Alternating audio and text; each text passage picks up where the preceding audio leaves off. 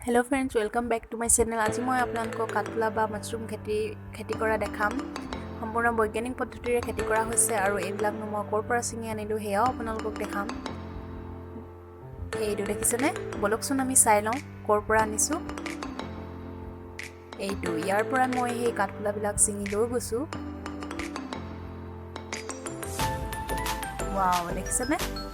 পলিথিনৰ ভিতৰত খেৰ তিয়াই ৰাখি সম্পূৰ্ণ বৈজ্ঞানিক পদ্ধতিৰে কেনেকৈ খেতি কৰা হৈছে আপোনালোকে বেলেগ ভিডিঅ'ত চাই ল'ব।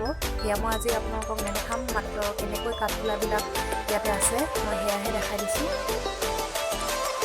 বহুত সোৱাদ হয় খাবলৈ, আপোনালোকে খাই চালে কিন্তু একদম নাপাহৰিব সোৱাদ। খাবলৈ অকণো ভয় নাই আৰু বহুত ভিটামিন থকা হয় এই কাঠফুলা। আপোনালোকে কেতিয়াবা ক'ৰবাত কোনোবাই যদি বিক্ৰী কৰে তেনেহ'লে আপোনালোকে নিশ্চয় খাই চাব। এয়া দেখিছেনে? এনেকুৱা এটা কাঠফুলা প্ৰায় 1 কেজি আধা কেজি ওজনৰ হয়।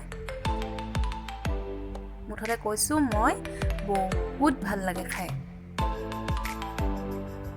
এয়া দেখিছেনে? আপোনালোকক মই কাঠফুলাবিলাক দেখালোঁ আৰু কেনে পালে চাই কমেণ্টত জনাবলৈ একদম নাপাহৰিব।